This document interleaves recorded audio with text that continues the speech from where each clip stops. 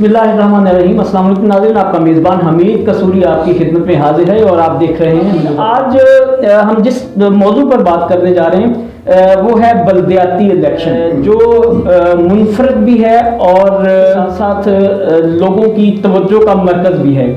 आज हमारे साथ एडवोकेट हाई कोर्ट लाहौर हाफिज रुहुल अमीन साहब मौजूद हैं। हाफिज साहब, आपका बहुत शुक्रिया कि आज आपने हमें अपने कीमती वक्त से नवाजा।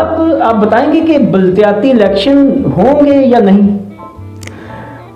कसूरी साहब, आपका बहुत जो सवाल आपने पुट किया है ये बेसिकली एक पॉलिटिकल सवाल। इस वक्त पंजाब लोकल गवर्नमेंट नया आया है, उसके बारे में ज़रा डिस्कस कर ली जाए ताकि नाजरीन को पता चल सके कि इस वक्त जो नया ऑर्डिनेंस आया है, ये जो नया कानून आया है, उसकी स्ट्रक्चर क्या है, उसके लिए जो उन्होंने डिमार्केशन कैसे करनी है, डिलिमिटेशन कैसे होगी, उसका कंडक्ट ऑफ इलेक्शन कैसे। मैं आपकी बात से इत्तेफाक करता हूँ। असल में सूरत हाल ये है आप सब कि लोग हमने ये एक अवामी प्रोग्राम है, बहुत से जो ऐसे जहन हैं उनमें ये है, उनके जहन में ये है कि पता नहीं कि बल्दियाती इलेक्शन अगर होता है बल्दियाती इलेक्शन तो उसका तरीकाकार क्या होगा, उसकी जो रूल्स एंड रेगुलेशन होंगे वो क्या होंगे।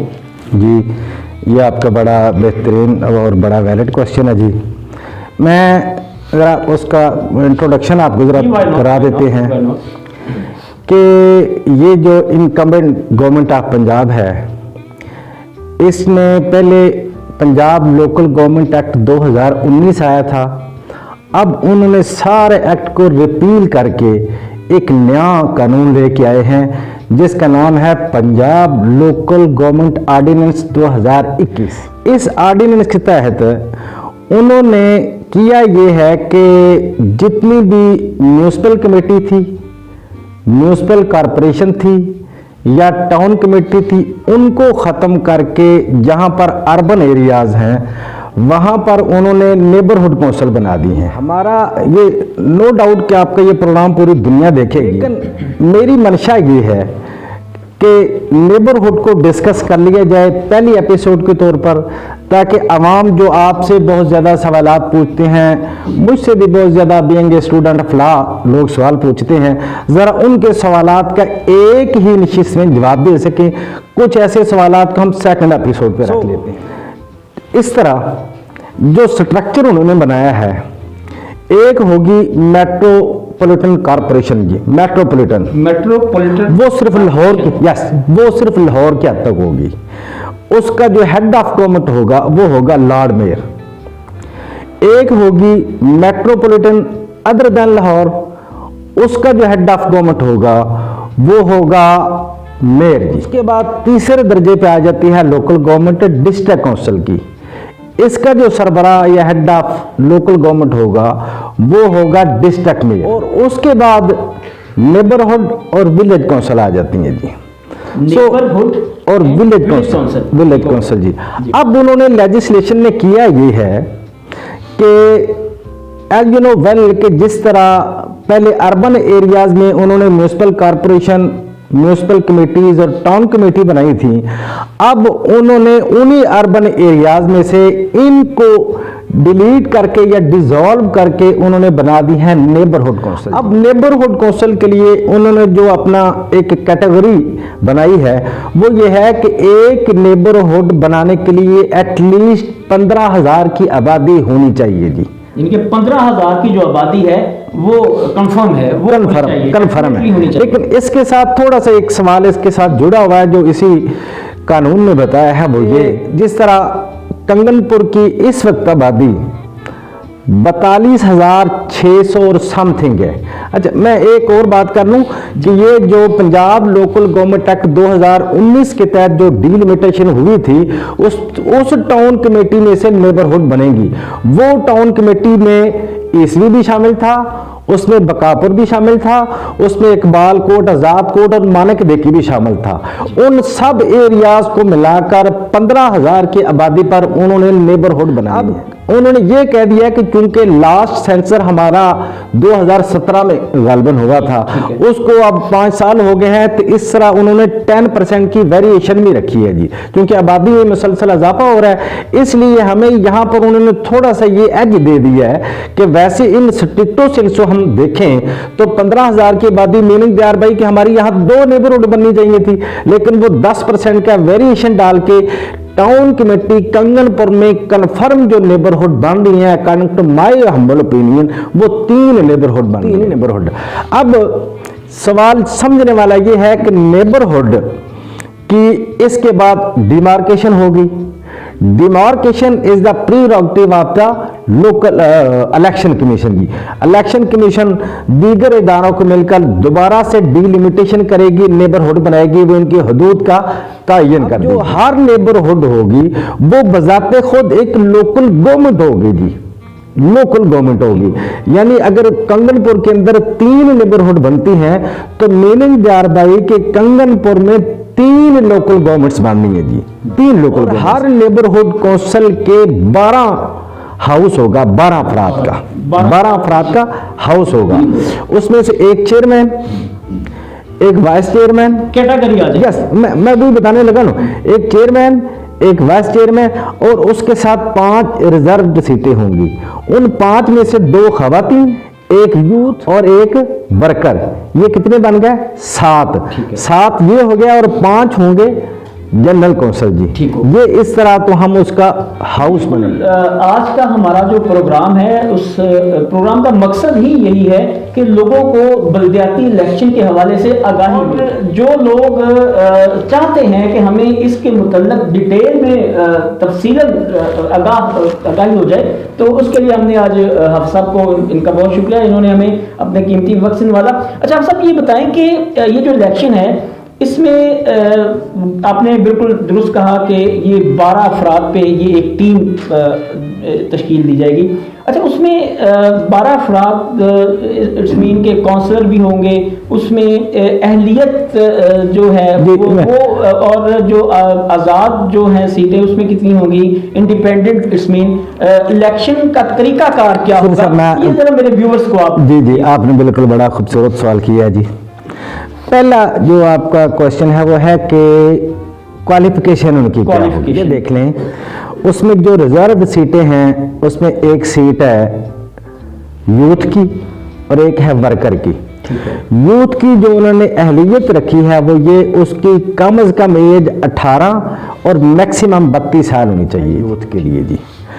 ورکر کے لیے یہ کہ وہ پچھلے 5 سال سے مسلسل مزدور کے طور پر کام کر رہا ہو، یہ تو ہے ان کی کوالیفیکیشن، لیکن ایج کا تعین انہوں نے یہ کیا ہے کہ اس کی کم از کم ایج جو ہے وہ 21 ایئر ہونی چاہیے، 21 سال، یس جی۔ کونسلر کی ایج کم از کم 21 سال، یوتھ کی 18 سے 32 سال، اور جو چیئرمین وائس چیئر پرسن ہوگا اس کی ایج کم از کم 25 ایئرز ہوگی۔ اس میں قانون نے یہ بھی کہا ہے کہ چیئرمین اور وائس چیئرمین کو کم از کم انٹرمیڈیٹ پاس ہونا چاہیے، لیکن ساتھ انہوں نے یہ کہہ دیا کہ preferably he must be intermediate, تو میننگ دیار بھائی کہ اگر انٹرمیڈیٹ نہ بھی ہو تو پھر بھی وہ الیکشن کنٹیسٹ کرنے کی صلاحیت رکھتا ہے، آپشن ہے۔ آپ نے یہ سوال کیا تھا کہ آیا کہ کوئی انڈیپینڈنٹ بھی الیکشن لڑ سکتا ہے، تو اس میں اس جو لا ہے اس کے مطابق کوئی انڈیپینڈنٹ آدمی اپنی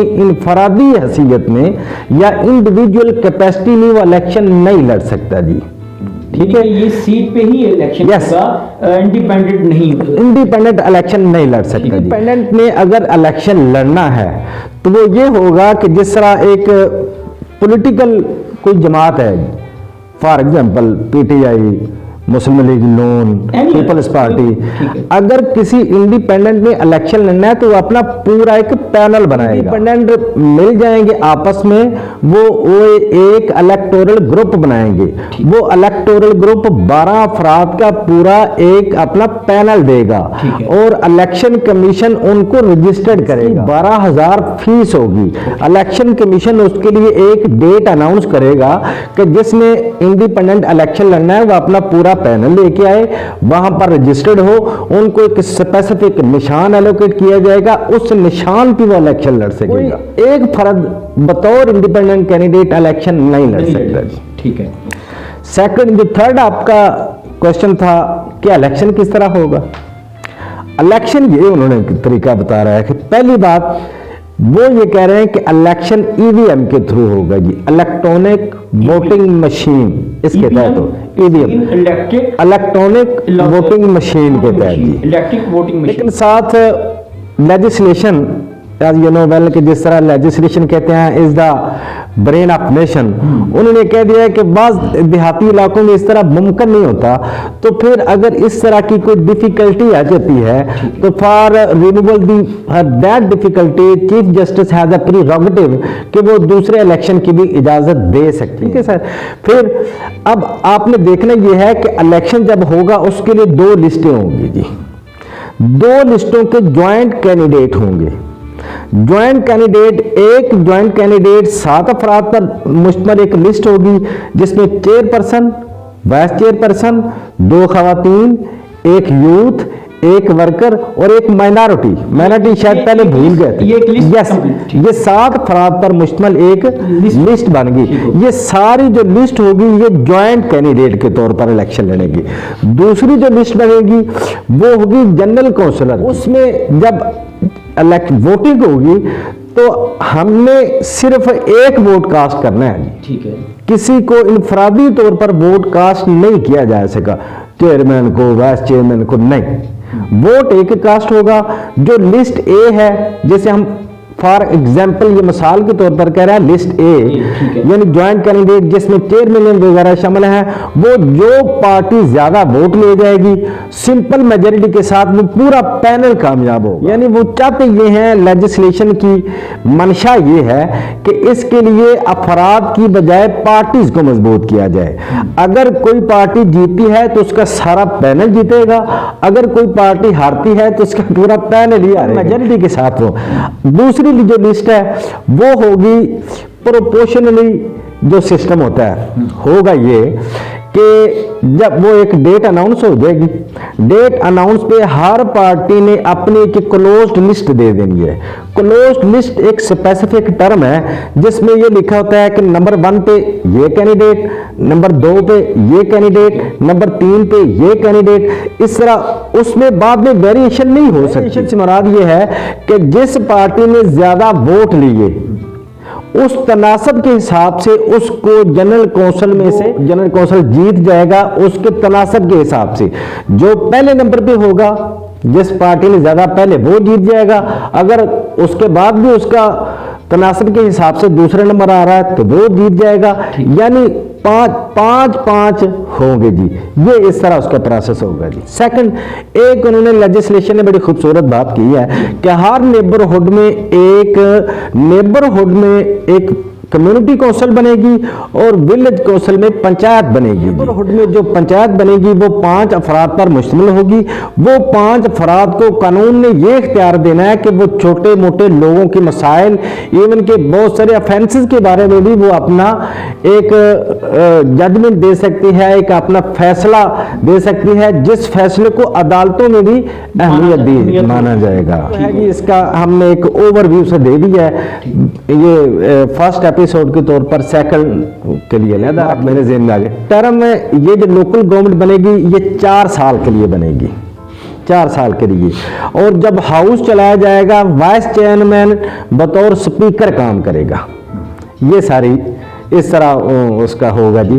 और नेबरहुड कौंसिल को अपने मामलात मालियाती यानी फाइनेंस के बारे में डिस्ट्रिक्ट काउंसिल की मोहताज नहीं। नेबरहुड कौंसिल चूंकि इंडिपेंडेंट अपनी जात में एक लोकल गवर्नमेंट होगी, उसको अगर किसी किस्म का कोई फाइनेंस दरकार है, कोई बजट उसे चाहिए, तो वो डायरेक्ट पंजाब लोकल गवर्नमेंट एक फाइनेंस कमीशन बनाएगी, वो वहां से अपना बजट लिया करेगी या जो भी उसको फाइनेंस चाहिए होगा वो वहां से लिया करेगी। मौत बरहक है, एक पैनल बनता है, आपको पता है, जिसने आना बंदा पैनल जीतने के बाद जो बंदा उस पैनल में से एक्सपायर हो जाता है, जिसकी डेथ हो जाती है, उसका क्या तरीका? अच्छा, आप बेसिकली ब्रॉड स्पेक्ट्रम में ये कहना चाह रहे हो کہ اگر کوئی جو اس پینل کا ریٹرن کینڈیڈیٹ ہے وہ ریزائن کر دے یا ڈسکوالیفائی ہو جائے یا ایکسپائر ہو جائے تو اس کا طریقہ کار کیا ہوگا؟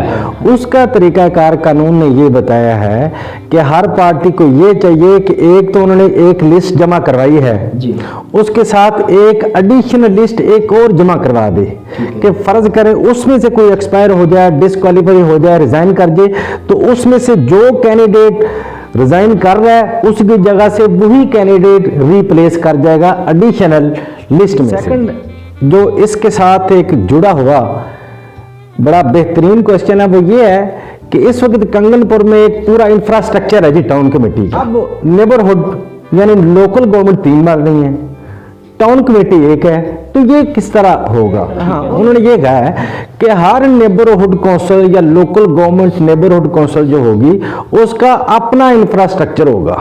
یہ جو یونٹ ہے یہ یونٹ چلا جائے گا under the supervision of district council. ہاں اس میں سے وہ کچھ اس طرح کر لیں گے، کچھ ملازمین کو اس میں سے نیبرہڈ کو دے دیں گے، باقی ملازمین ادھر کام کرتے رہیں گے، وہ اس طرح ہوگا۔ بہت شکریہ، آج انہوں نے ہمیں اپنے قیمتی وقت سے نوازا اور بہت سی ایسی قیمتی باتیں جو ہیں، بہت سی ایسی جو چیزیں آج کل ہر بندے کے ذہن میں ڈسکس ہو رہی ہیں، وہ اپنے ذہن میں لے کے پھر رہا بندہ، تو یہ جاننا اس کے لیے بہت ضروری تھا بلدیاتی الیکشن کے حوالے سے۔ حافظ رول امین صاحب، ایڈوکیٹ ہائی کورٹ لاہور، حافظ صاحب آپ کا بہت شکریہ کہ آپ ہمارے پاس مرکزی پریس کلب کنگن پور میں تشریف لائے، ہمیں اپنے قیمتی وقت۔ اسی طرح جو پروگرام ہے جو عوامی مسائل کے حوالے سے انشاءاللہ اس کا جو ایک تسلسل ہے سلسلہ جاری رہے گا، آپ دیکھتے رہیے۔ آپ کے بہترین جو کمنٹس ہیں اور ہمارے اس پروگرام کو